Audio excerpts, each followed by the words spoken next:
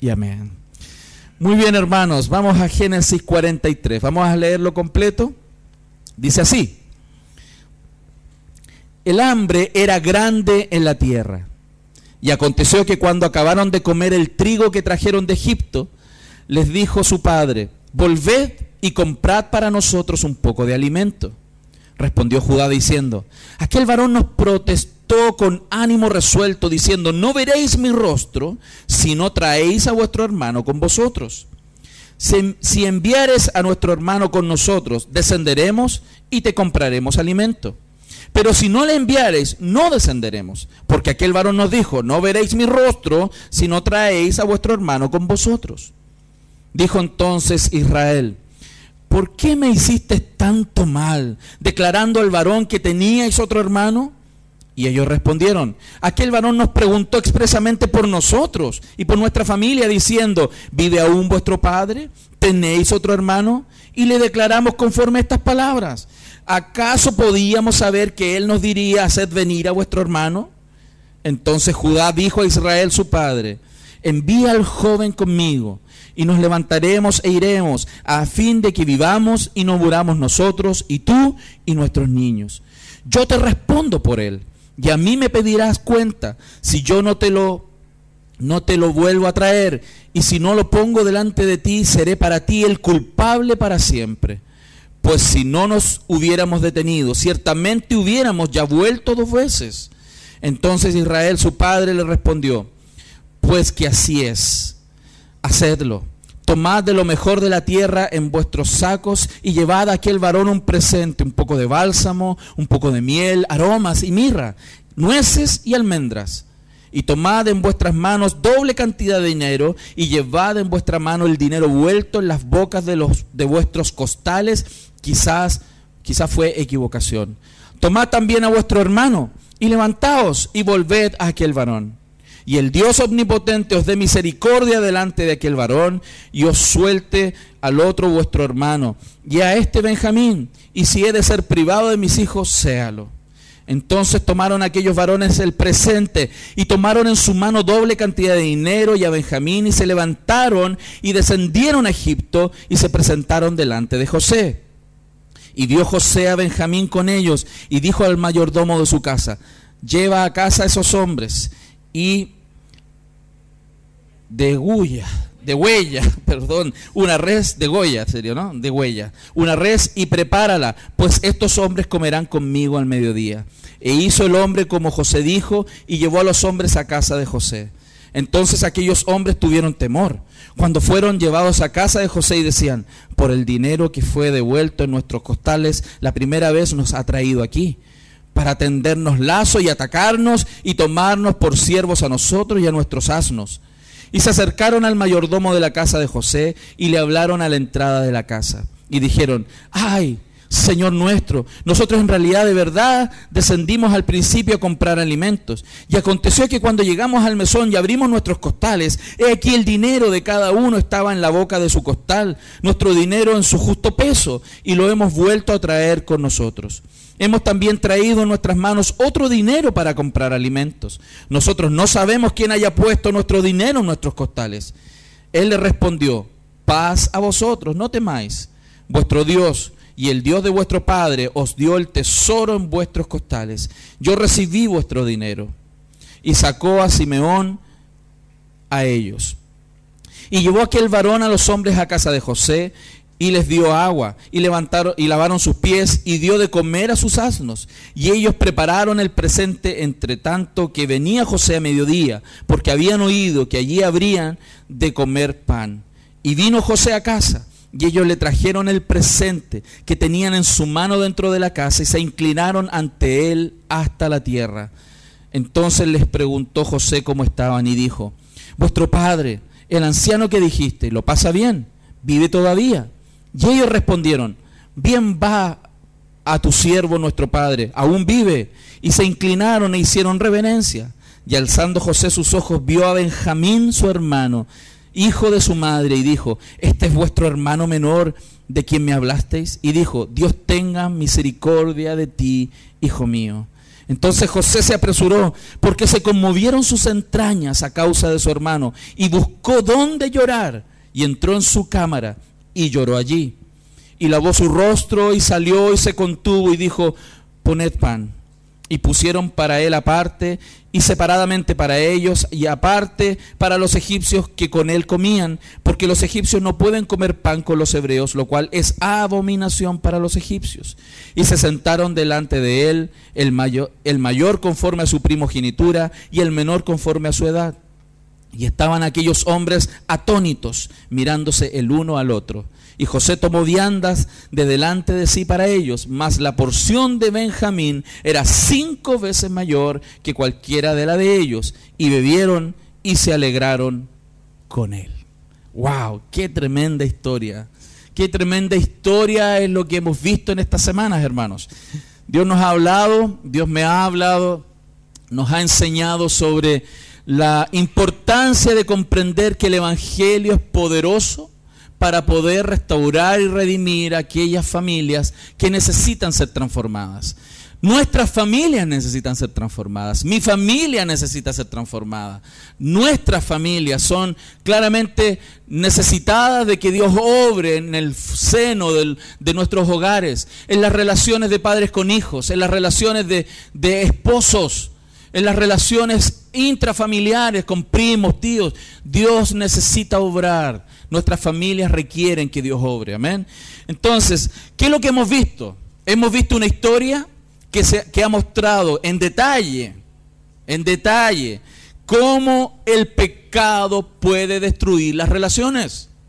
Hemos visto con mucha agudeza y fineza cómo el pecado puede profundizar en el corazón y dañar las relaciones a tal punto que puede marcar la historia de una familia por décadas. En este caso, más de 2 décadas de historia, dañados profundamente por el pecado. Y no es extraño ver eso. Como pastor me toca observar y ver cómo el pecado ha destruido familias. Muchas de ellas hoy día están a punto de destruirse por el pecado si ellos no abren su corazón para que el Evangelio entre, para que el Evangelio obre en sus vidas. Hombres duros, mujeres duras en su posición, que no quieren ceder, que no quieren ser enternecidos por el Evangelio, para que éste transforme su vida y sus relaciones.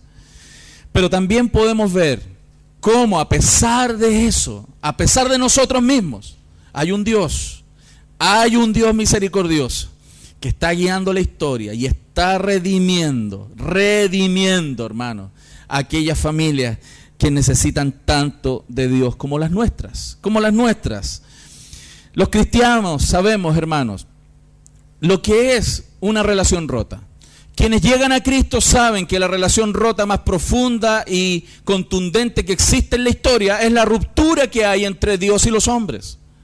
Y también sabemos que esa falta de paz entre Dios y los hombres solamente tenía una oportunidad de ser salvada: que viniera alguien y pagara un costo para poder restaurar la paz entre Dios y los hombres. Y esta idea, hermanos, de paz, esta idea de relación, de estar en paz con el otro, es algo que en este capítulo en particular se repite mucho. Porque la paz, la shalom que habla en la Escritura, shalom, paz, es algo que barre, y por supuesto en la cultura hebrea es muy singular cómo se refieren a la paz y la necesidad de paz entre Dios y los hombres, y la necesidad de paz entre las personas. ¿Cómo se restaura entonces una relación quebrada y se vence la profunda ruptura que causa el pecado? ¿Cómo es posible que dos personas que están tan distanciadas, en posiciones tan distintas, dañadas por palabras, dañadas por hechos, dañadas por acciones, hermanos, que han sido sistemáticas, pueden volver a estar en paz? Puede volver a relacionarse. Y entienda, la idea de la paz bíblica no es simplemente estamos juntos y no discutimos.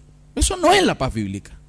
O sea, Dios no hizo paz con nosotros para que Dios esté por allá y yo por acá, y tú tu vida y yo la mía. La paz bíblica es una paz que restaura lo más profundo de las relaciones, el afecto, el cariño y una relación como Dios quiere que sea. La paz entonces, hermanos, es algo que no es fácil de llegar a ella, porque somos pecadores, porque hacemos cosas malas, decimos cosas malas, exacerbamos nuestras respuestas frente al error de otro, frente al pecado de otro, pero también otras veces, con hechos contundentes y reales de daño, nos cuesta mucho que nuestro corazón sea sanado. Y necesitamos la paz, necesitamos la paz.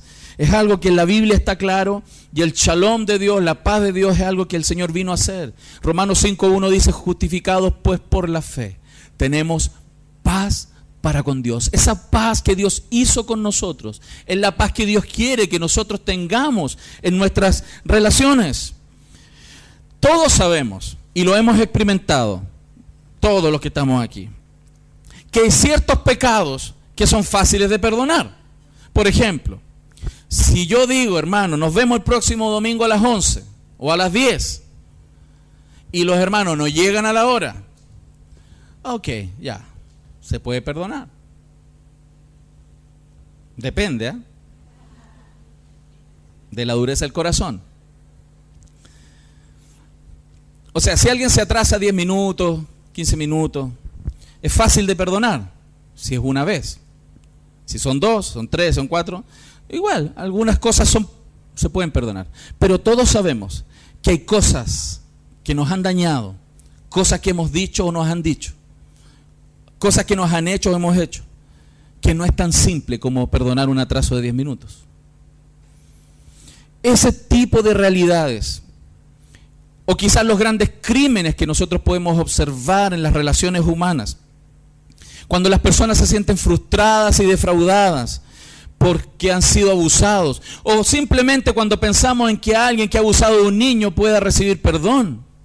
Ese tipo de realidades que a veces se da en las relaciones humanas no son tan simples de tratar, no son tan simples como decirte perdono. Y todos los que estamos aquí entendemos eso. Hay daños en las relaciones de pareja que me ha tocado observar en las relaciones de matrimonio. Palabras que se han dicho, cosas que se han hecho, que están con cicatrices en los corazones. Porque no es simple perdonar. Mas en el Evangelio, hermano, hay esperanza. En el Evangelio hay esperanza. Perdonar a alguien que pecó profundamente contra nosotros no es necesariamente lo mismo que ser reconciliados con él y restaurados a una nueva relación. O sea, hay una dificultad, los pecados profundos empeoran las circunstancias y los hace difícil. Y no podemos fingir cuando las cosas son graves que aquí nada pasó. Todos lo sabemos. Aunque Dios dice debemos perdonar, todos sabemos que no es simple. Porque para obtener una verdadera reconciliación, el Evangelio debe trabajar en ambos corazones. Cristo debe trabajar en las personas. ¿Para qué? Para producir un tipo de arrepentimiento que no sale simplemente de la mente, sino que nace del corazón. Todos necesitamos esa transformación. Entonces el sermón de este día, hermanos, va a estar en 3 puntos. El primero de ellos es que Dios quiere y apunta al shalom. O sea, Dios, una meta de Dios es la paz. La paz. La paz que Él trajo en la relación entre Él y nosotros. Esa misma paz es la que Él quiere entre las personas. Eso es lo que Él apunta. El primer punto, Dios quiere y apunta el shalom. Segundo punto, pequeños pasos hacia el shalom. Porque vamos a ver que cuando los daños son profundos, no es tan simple de dar un paso grande a la vez, sino que hay pequeñas cosas que están sucediendo en nuestros corazones y que debemos ir dando para que la restauración de nuestros corazones sea plena y podamos estar en paz con las personas. Y tercero, que también tengamos esperanzas, que si somos hijos de Dios, Dios nos va a llevar a esa paz. En tu relación matrimonial, en tu relación con tus hermanos, en tu relación con tus padres, en tu relación con tu familia, Dios te está encaminando hacia esa paz. Y ten confianza porque Dios lo está haciendo.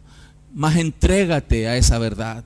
Rinde tu propio corazón a esa paz que Dios está encaminando. Si usted está en este lugar, si usted está en esta iglesia, es porque Dios quiere enseñarte hoy día que necesitas abrir tu corazón para traer paz a las relaciones que tienes con otros. Porque Dios es un Dios de paz.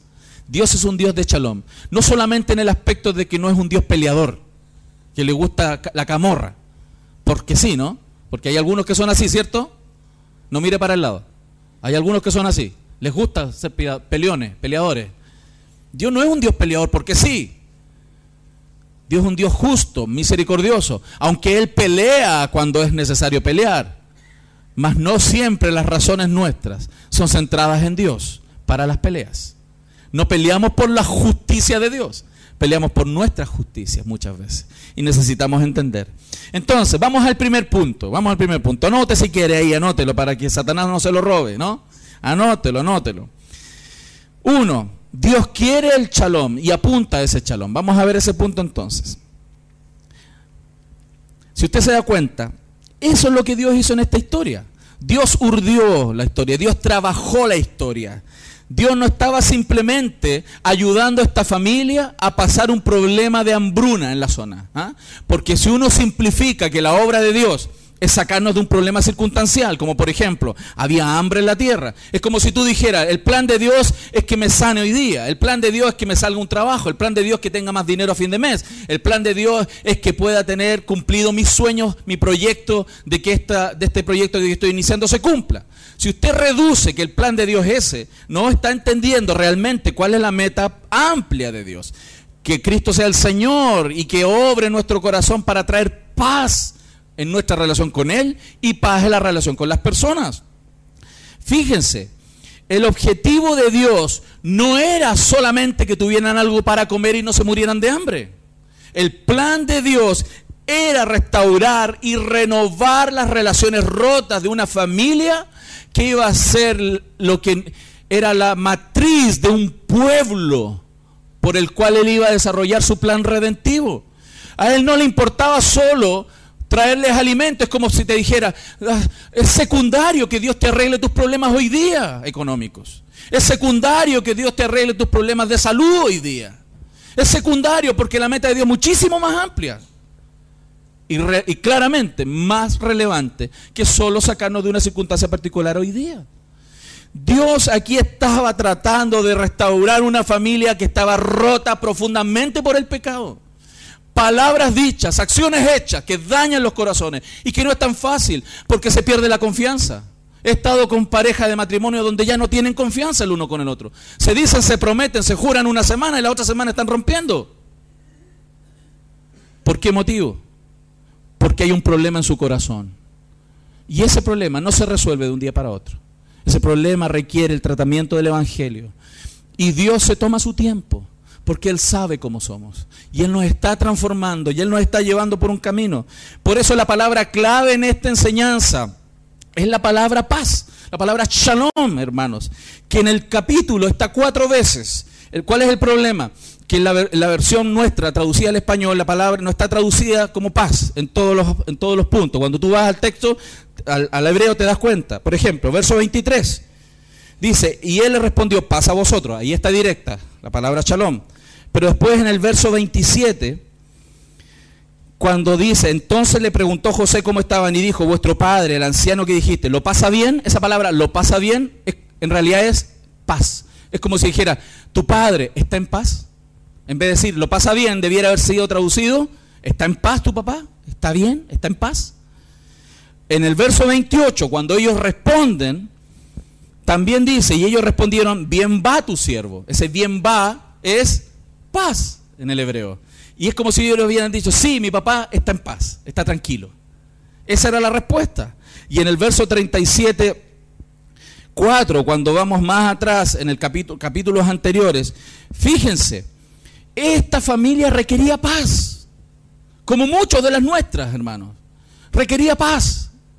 En el capítulo 37, verso 4, recuerde lo que vimos tiempo atrás. Dice, y viendo sus hermanos que su padre lo amaba más que a todos sus hermanos, le aborrecían y no podían hablarle pacíficamente.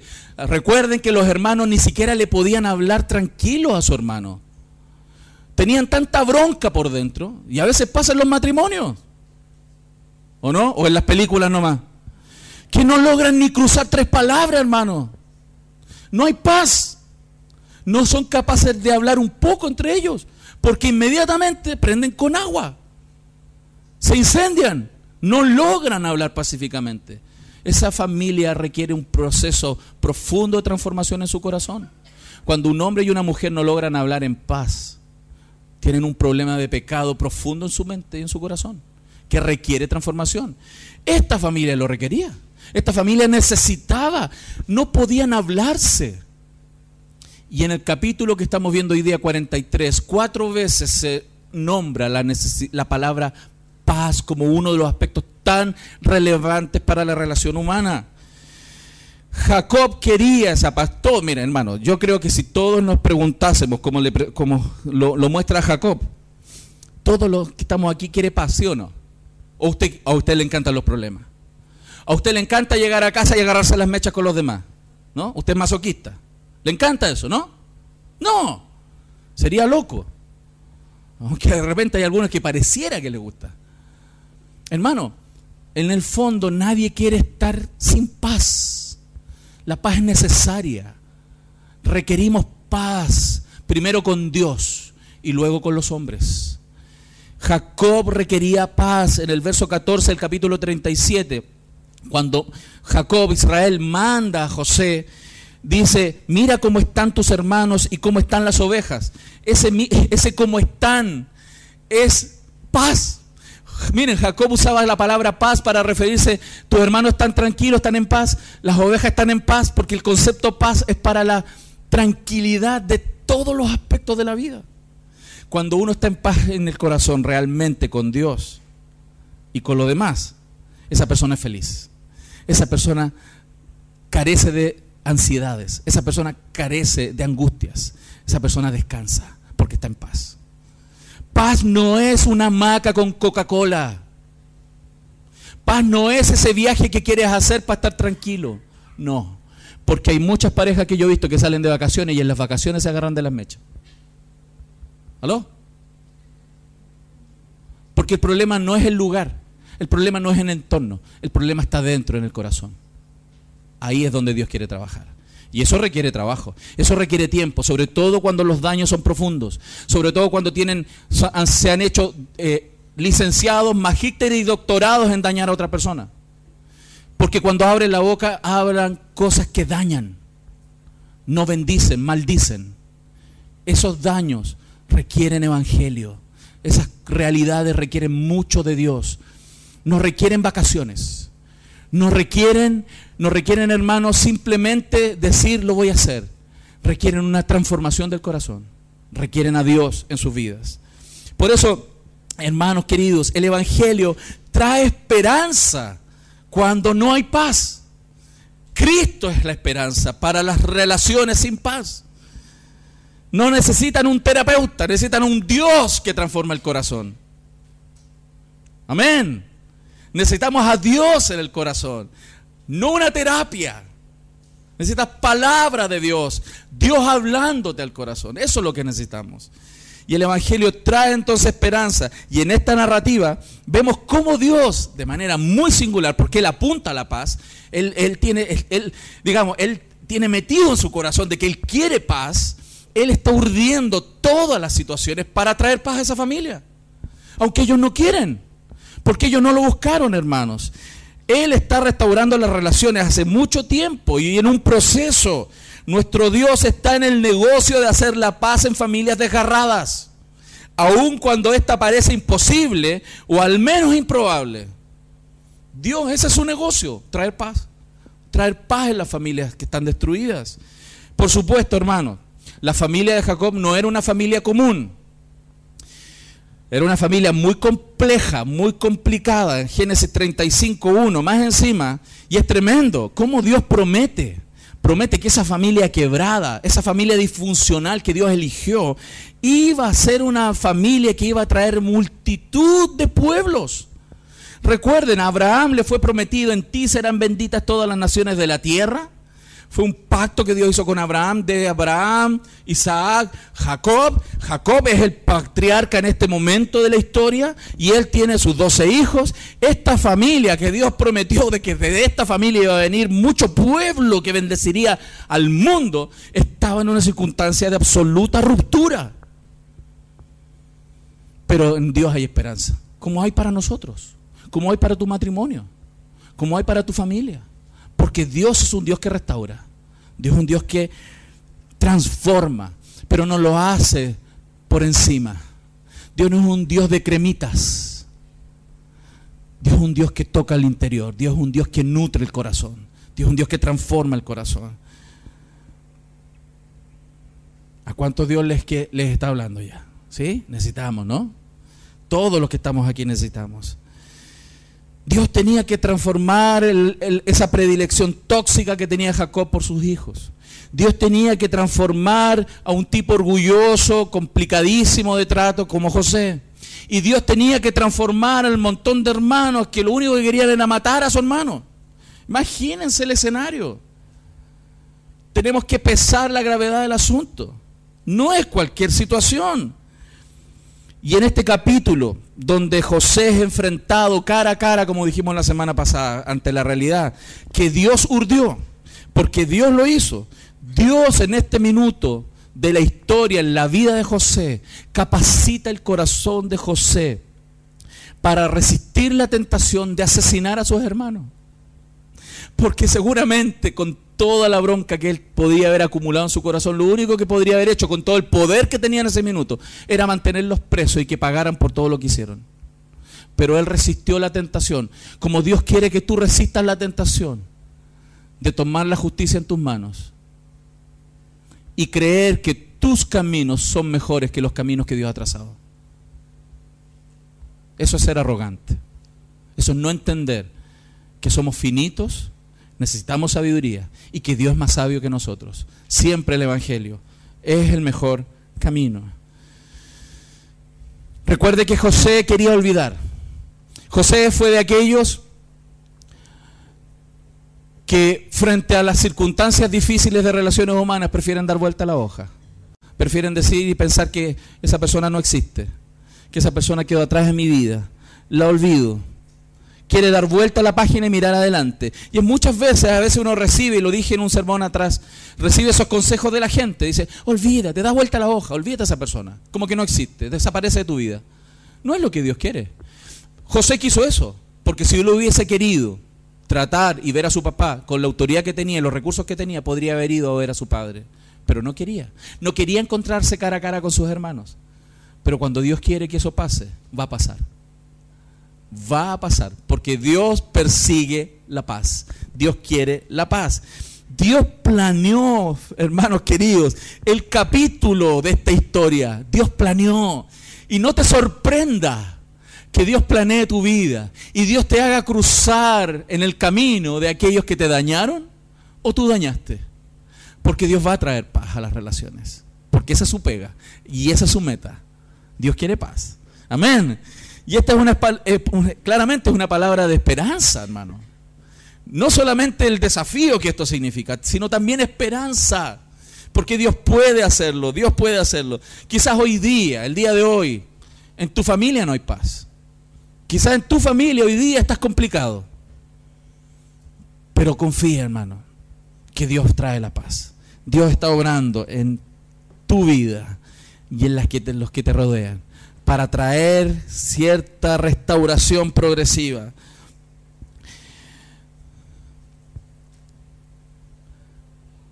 Algunos piensan, no, yo creo que esto no se va a arreglar. Allá arriba en el cielo se va a arreglar. Cuando estemos todos allá se arregla. Miren, es verdad, quizás algunos casos muy particulares se termina arreglando arriba, en el cielo, cuando ya tu pecado no te gobierne. Y el pecado de la otra persona no lo gobierna él. Pero quiero que entienda algo. Esa no es la meta de Dios, arreglar los problemas de arriba. La meta de Dios es que seamos sal y luz en este mundo, restaurando nuestras relaciones para ser ejemplo de un Dios de paz. Un Dios que trae paz a la vida y el corazón de las familias. Amén. Entonces, estamos en este capítulo examinando acerca del modo entonces en cómo Dios, que tiene este plan, trae la paz a cada miembro de esta familia, y en este caso en particular la familia de José. Y examinamos también que estas implicaciones son mayores que solo restaurar una familia, porque si está cargada de discordia, si el mundo sabe que esta familia es complicada, cuando esta familia es transformada por el Evangelio, tiene implicaciones evangelísticas.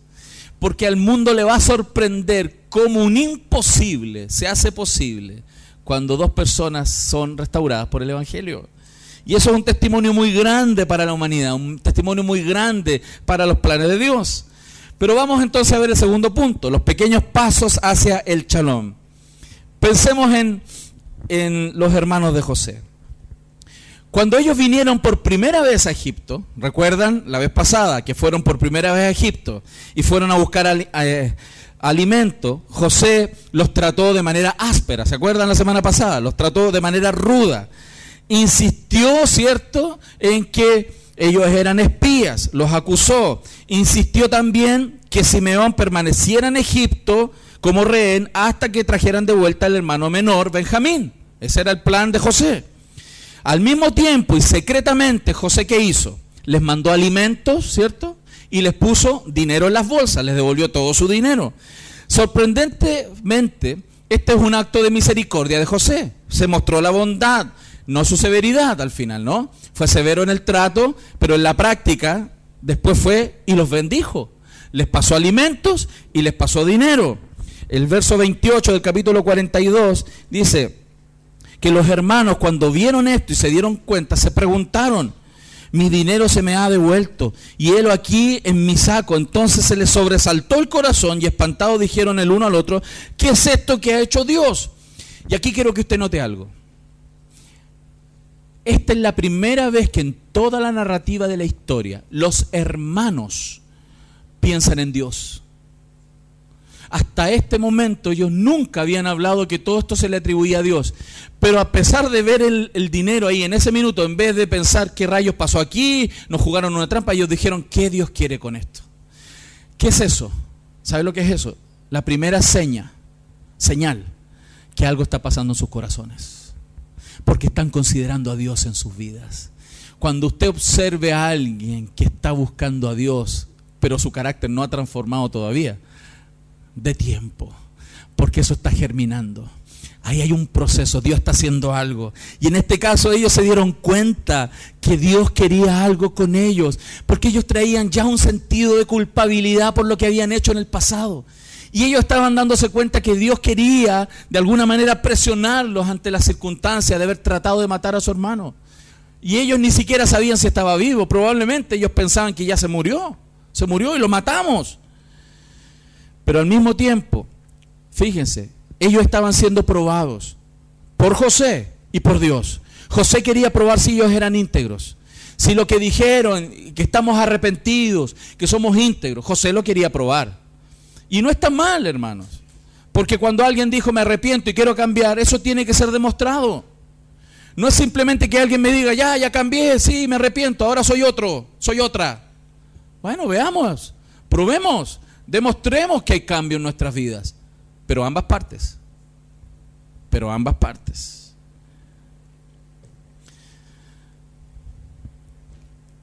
Cuando van a esta situación, y en este capítulo en particular, quiero que se dé cuenta algo adicional. Desde que ellos volvieron y le dijeron a su padre lo que había pasado, que tenían que volver a Egipto para rescatar a su hermano mayor y llevar a Benjamín, no lo hicieron de inmediato. El texto parte en este capítulo diciendo que el hambre arreció en la zona. Y cuando se les acabó el alimento, ahí recién volvieron a pensar en restaurar y tener que partir para allá. Hermano, ahí hay un desafío para nosotros. Pero al mismo tiempo, una confrontación. Hasta que las cosas no están terriblemente mal, no hacemos lo que tenemos que hacer. Ellos sabían que tenían que volver. Ellos sabían que tenían que ir a esa tierra. Tenían que enfrentar la realidad. Pero lo dejaban pasar. ¿Hasta cuándo? Hasta que se acabó el alimento. Cuando se acabó el alimento se sintieron presionados de nuevo. Hermano, no seamos así. Tenemos que tratar las relaciones ahora. Tenemos que restaurar las relaciones ahora.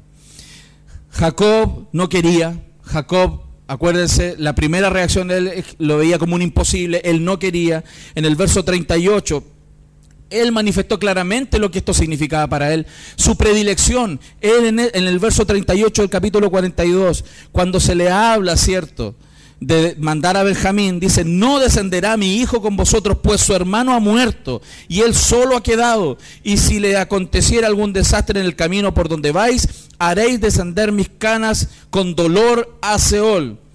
¿Qué es lo que él dijo? Si Benjamín se muere, yo me muero. Esa era su manera de pensar, hermano. Eso era. Muchas veces eso sucede en las relaciones.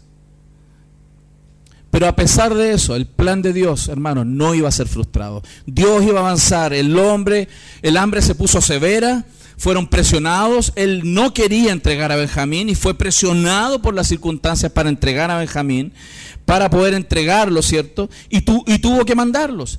En ese momento, Jacob sugirió que los hijos volvieran. Y en ese momento estaba más dispuesto a entregar a Benjamín frente a la presión. Probablemente Dios venía trabajando en su corazón para ceder, pero también Judá le dejó claro que no era una opción negociable volver sin Benjamín. O volvían con Benjamín o no volvían. Esa era la realidad. Y él estaba dispuesto, y esto es tremendo, porque Judá en este minuto él estaba dispuesto a empeñar su propia vida y su honor si esto fallaba. Es muy distinto al Judá de antes. Dios ya estaba trabajando también en su corazón. Si fallaba, dice, él sería el culpable. Esta vez, gracias al Señor, Jacob aceptó que ellos fueran. Partieron a Egipto, fueron a este lugar. Dios ya estaba operando en Judá, transformándolo, incluso antes de que él hiciera el viaje de retorno. Todavía no era un cambio completo, hermano. Sin duda, Judá tenía todavía que ser transformado, pero ya estaba cambiando. Y aquí quiero decir algo, una frase que anoté. Dios transforma a las personas gradualmente la mayoría de las veces, pero generalmente la gente exige cambios rápidos en otros que ni ellos mismos tienen rápidamente en sus vidas. Hasta este punto de la confesión de Judá, sus hermanos no habían confesado al papá lo que habían hecho. Hasta ese minuto ellos no habían dicho: sí, esto nos está pasando porque nosotros matamos a nuestro hermano. Ellos no confesaron: sí, nosotros te mentimos, papá. Ellos no estaban diciendo eso. Pero ya había un trabajo de Dios. ¿Y saben qué? Los cambios en las personas son graduales. Grábelo en su corazón, son graduales. Son pequeños y graduales. A veces exigimos niveles nada realistas, hermanos, de transformación de las personas. Somos irrealistas, rechazando hacer concesiones hasta que la otra persona haya cambiado completamente. Y es impresionante, la gente pone varas a otros que ni ellos cumplen. Eso es lo que pasa muchas veces. Y a veces, hermanos, hay pequeños frutos que se están dando en el corazón de las personas. Están germinando pequeños cambios y lo que hacemos es ponerle el pie encima. ¿Por qué? Porque somos intolerantes, porque no creemos en el Evangelio, porque no nos damos cuenta que hay un Dios trabajando en el corazón de las personas y aplastamos los cambios. Dios no quiere hacer eso. Dios no quiere que hagamos eso. Miren, todos los que somos papás y hemos tenido los niños chiquititos, celebramos cuando el niño empieza a dar sus primeros pasitos, ¿cierto? El niño empieza a dar sus primeros pasitos y todo, ¡ay! Grábalo, ¿sí o no? Y todos celebramos, el cabro dio así 2 tiritones, avanzó 1 centímetro, un pie, y lo celebramos, ¿cierto? Y todos entendemos que a ese niño le falta todavía mucho rato para caminar bien, ¿cierto? Pero celebramos el pequeño avance de su pie. ¿Por qué les doy ese ejemplo? Porque tenemos que celebrar cuando alguien da un pequeño paso de transformación en su corazón y no aplastarlo. ¿Aló? Si usted puede celebrar un pequeño paso de un niñito, entienda que puede tener una persona al lado que es un bebé espiritual y necesita espacio para caminar. ¿Amén? ¿Lo entendió bien? Gloria a Dios. Pequeños brotes de cambio son aplastados por personas con intolerancia y exigencia de grandes frutos. Cuando eso pasa en una persona que aplasta a otro, ¿cierto? Por pequeño fruto, en realidad ella es la que necesita cambiar. ¿Está claro? En realidad el problema no lo tiene el que está dando fruto, el problema lo tiene el otro. Ese sí que necesita cambiar. Ese necesita ser transformado. Ese necesita más de Cristo que el otro. Muchísimo más de Cristo que el otro. ¿Aló? ¿Lo estamos viendo, mi familia? Mucho más. Reconocemos, hermanos, que sufrimos por el pecado de otros contra nosotros y estamos pecando contra los que están a nuestro alrededor. Todos lo sabemos, todo, la realidad es así. Y tenemos, hermanos, el poder, tenemos la opción de ser transformados por el Evangelio. Estamos en un mundo difícil, eso nadie lo niega. Nosotros somos difíciles, yo soy difícil. Estamos en una realidad compleja. Por eso necesitamos mucho de Dios, mucha paz de Dios en nuestro corazón, para que las personas puedan tener el espacio de transformación, ser misericordiosos unos con otros. Eso es lo que es cristianismo, eso es cristianismo. Amén. Cuando no nos abrimos a esa opción, las cosas se ponen difíciles. Veamos los pasos de José. Eso eran los hermanos. Vamos a José. La narrativa nos muestra que los hermanos regresaron a visitar a aquel hombre misterioso que gobernaba sobre todo Egipto, y esta vez llevaron a Benjamín. Miren el verso 15, hermano, tome su Biblia, verso 15. Entonces tomaron a aquellos varones el presente y tomaron en su mano doble cantidad de dinero y a Benjamín, y se levantaron y descendieron a Egipto y se presentaron delante de José. Pero cuando llegaron, el trato que recibieron es totalmente inesperado, muy distinto. La primera vez José fue muy áspero, ahora les tenía preparado un banquete, hermano. Les iba a preparar un banquete. Fueron invitados a la casa de José a comer. Había un animal, un asadito, ¿no? Había un asadito para poder tener comunión. Y claramente ellos pensaron mal. Ellos pensaron que hasta aquí nomás llegamos. Nos van a tender una trampa, hasta aquí llegamos. Los hermanos expresaron su temor al mayordomo. Y el mayordomo, ¿qué fue lo que les dijo? Paz a vosotros, paz. Paz a vosotros, no temáis, vuestro Dios y el Dios de vuestro Padre os dio el tesoro en vuestros costales. Más raro aún, ¿qué hace un egipcio diciéndoles no te preocupes, tengan tranquilos, tu Dios arregló todo esto? El mismo José que antes casi nos mató, nos iba a meter preso, ahora nos invita a comer a su casa, y más encima el mayordomo viene y nos dice no te preocupes, Dios está con ustedes, tiene paz con ustedes. Es raro, eso es extraño. ¿Y qué sucedió? Que ellos no se daban cuenta que todo es plan de Dios.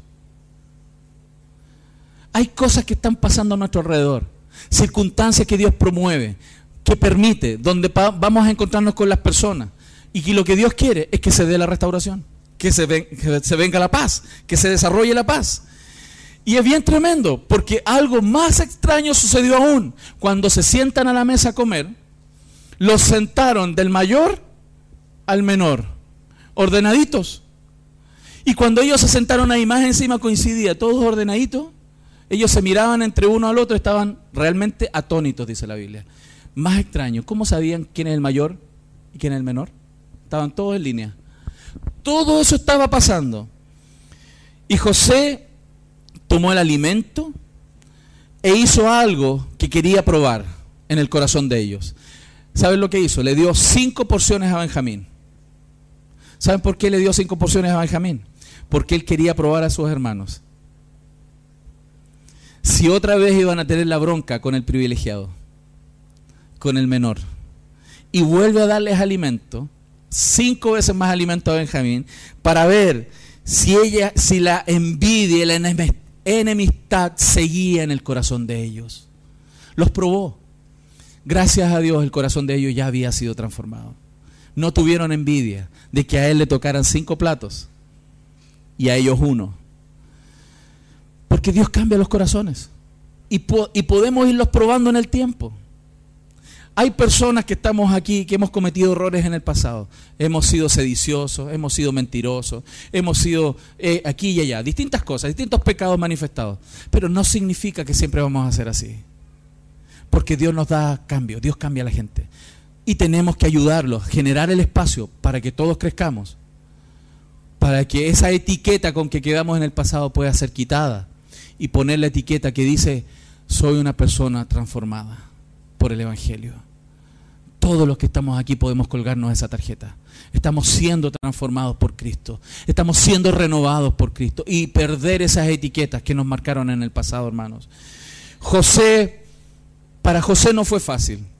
José se apresuró, dice el verso 30, porque se conmovieron sus entrañas a causa de su hermano. Cuando él vio a Benjamín, a su hermano menor, de la misma madre, ¿no? Buscó dónde llorar y se centró en su cámara y lloró allí, hermanos. Y esto también es necesario comprender a la hora de una restauración completa. No solo el ofendido tiene un costo. No solo el ofendido, también lo tiene el ofensor. El ofensor tiene un costo de tener que enfrentar y pedir perdón, pero el ofendido también tiene un costo, hermanos, de recibir y otorgar las disculpas y de otorgar el perdón. Eso es un costo, no es fácil. No solo la parte culpable entonces debe pagar el precio para la reconciliación. La persona ofendida o dañada por el pecado también debe estar dispuesta a pagar el precio.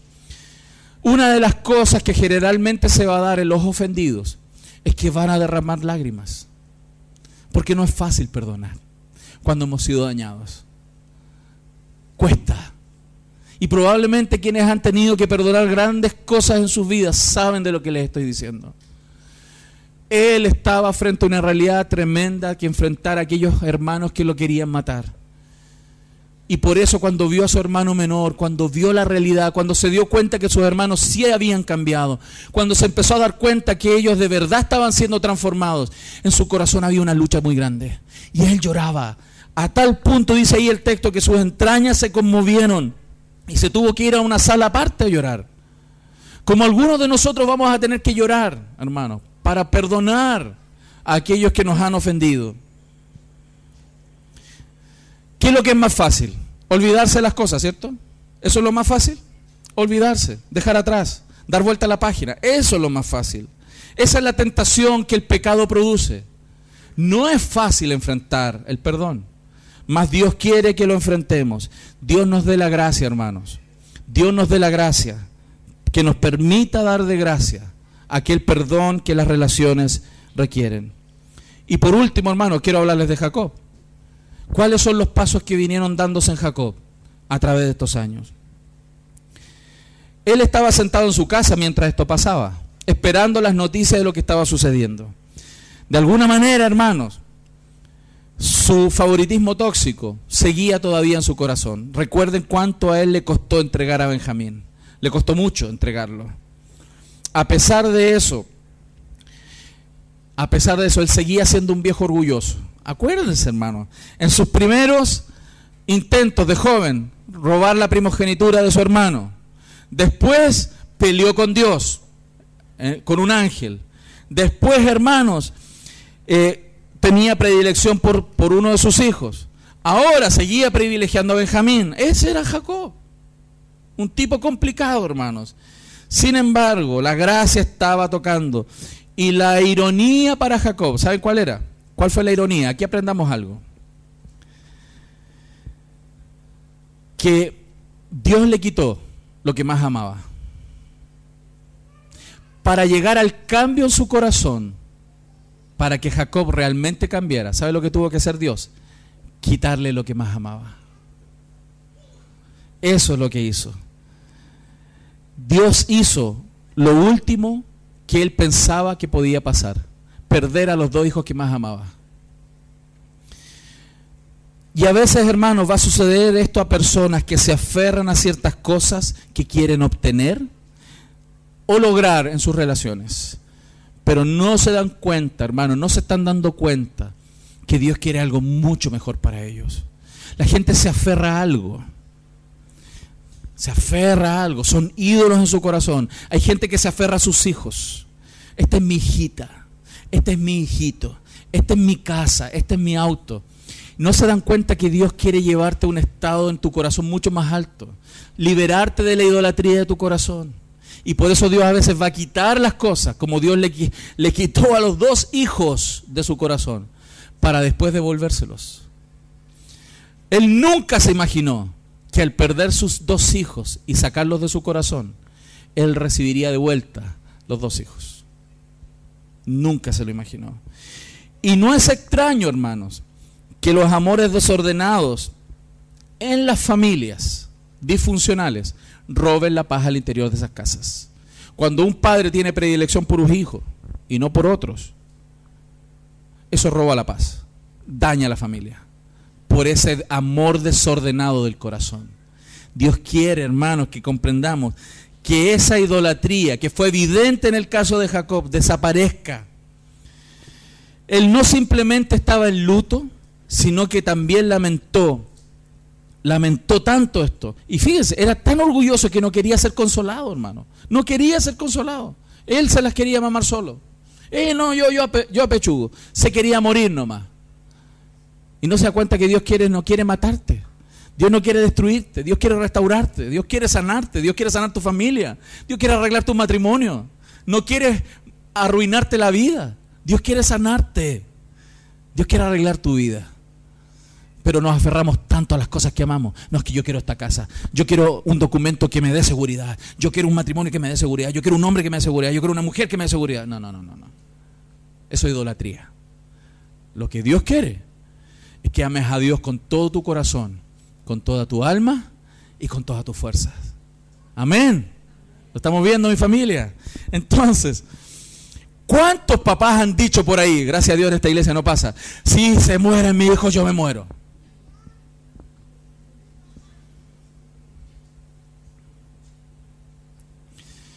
Eso decía Jacob. Eso mismo decía Jacob. Si se muere mi hijo, me muero. Si pierdo ahora a Benjamín, me muero. Me voy solo a la tumba. Yo me entierro. Aquellos que dicen eso, ¿saben lo que tienen en su corazón? Una tremenda idolatría que Dios quiere erradicar. No vaya a ser que pierda a los amados. No estoy diciendo que necesariamente tienen que morir. Para que puedas comprender que Dios quiere que le entregues tu corazón. Porque eso está impidiendo que tu matrimonio, tu familia se ordene. Muchas veces. Muchos matrimonios se arruinan por el amor desmedido por los hijos. Porque hay amores desordenados al interior de esos hogares. Algunos tienen que perder todo para que su corazón quede en condiciones para ser transformado. No seamos tan duros, sino rindamos todo el corazón a los planes de Dios, de traer shalom a nuestras relaciones, traer paz. Y aquí quiero hacer algunas preguntas a todos. ¿Cuáles son los ídolos que tú y yo agarramos con fuerza hasta el punto de no poder imaginar la vida sin eso, sin ellos? ¿Te encuentras diciendo a Dios, dame eso, o no valdrá la pena seguir viviendo? ¿Estás poniendo condiciones para seguir viviendo, el tener ciertas cosas, el que firmar un documento? ¿Estás poniendo condiciones? Si no, la vida no tiene sentido, si no, el matrimonio no tiene sentido. ¿Es una relación específica? ¿Es la bendición de tener una familia? ¿Es tu necesidad de un cierto tipo de trabajo? ¿Es un deseo de sanidad particular? ¿Es un anhelo de relación mejor? ¿Es el anhelo de un trabajo distinto? Tengamos en cuenta algo, todas estas cosas son buenas, nada de eso es malo en sí mismo.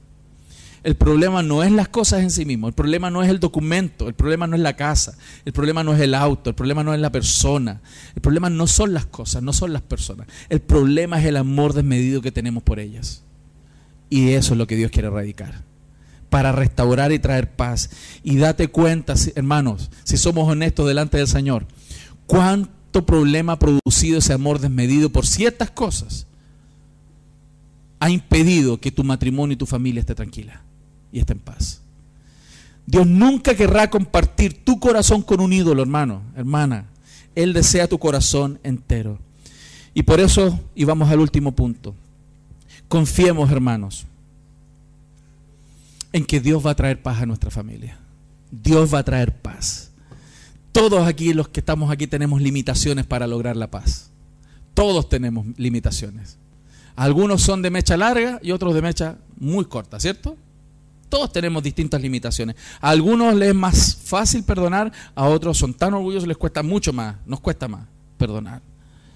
Algunos dicen, yo no sé si esto es posible. Ahora, En lo informal, cuando yo le pregunto a la gente, hermano, ¿tú crees que para Dios todo es posible? ¿Qué dice la gente? ¡Amén! Y cantan, ¿no?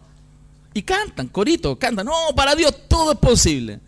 Pero, ¿y qué pasa cuando están con problema con tu esposo o tu esposa? ¿Para Dios es posible o no es posible en ese minuto? ¿Y qué pasa cuando eres enfrentado con reconciliarte con personas difíciles? ¿Dios lo puede hacer o no lo puede hacer? ¿Es posible o no es posible? Ahí es donde nuestra fe se muestra.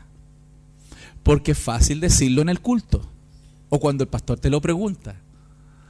Otra cosa es con guitarra. Usted sabe ese dicho, ¿no? Otra cosa es vivirlo en la realidad. ¿Por qué Jacob se aferraba a José y a Benjamín con tanta fuerza? Claramente los amaba. Hay una razón emocional, porque eran hijos de Raquel, esa mujer amada que él tenía. Pero no podemos ser tan reduccionistas en la historia, porque claramente él era un patriarca y él entendía que esto era parte de un plan de Dios, una promesa grande de hacer de esta familia un gran pueblo. Él entendía claramente que había un plan y que tenía que seguir por la herencia de sus hijos. Y que como se prometió en Génesis 3:15, que de la simiente de la mujer vendría aquel que le pisaría la cabeza a Satanás, él sabía que de su familia eso sería posible. Y él creía que José o Benjamín eran esos herederos.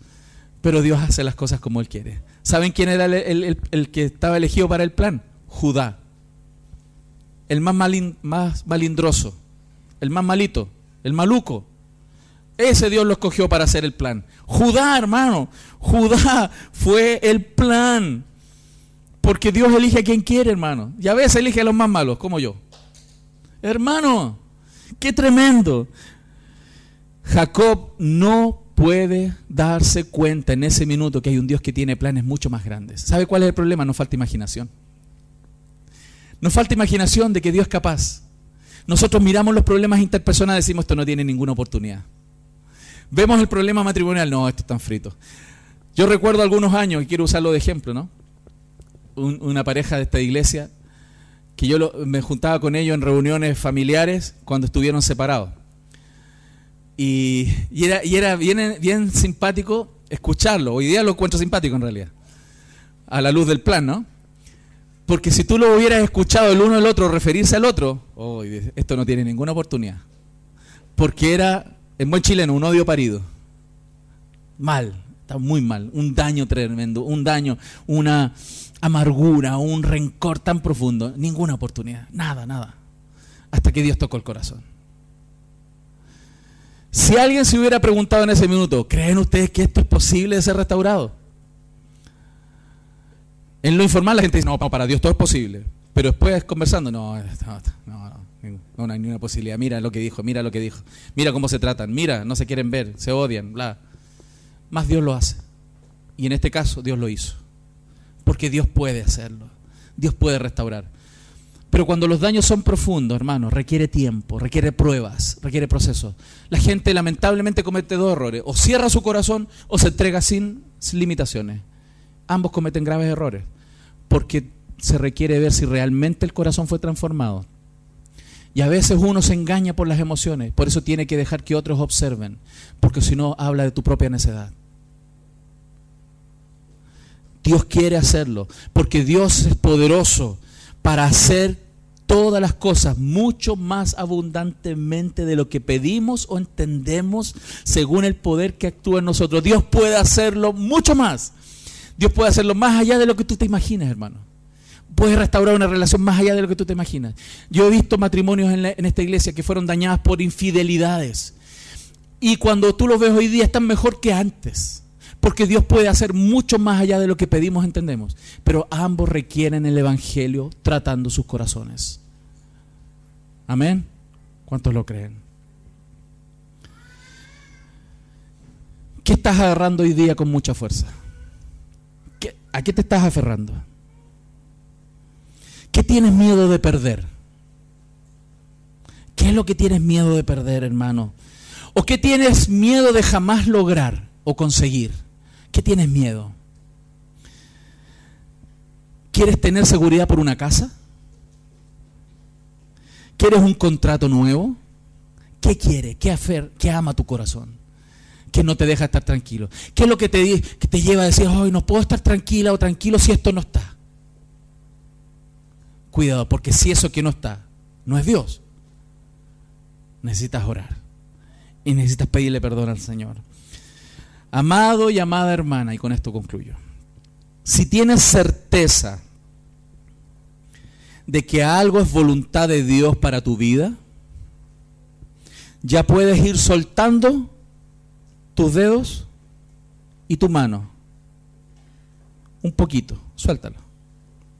Y confía de que Dios lo tiene tomado y que nada lo va a impedir, porque Dios lo agarró.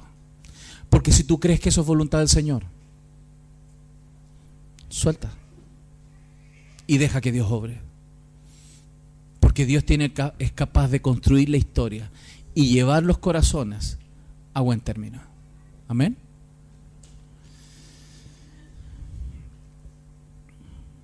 El Señor Jesús sabía el costo que significaba nuestra restauración con Dios. Cristo pagó por nuestra reconciliación.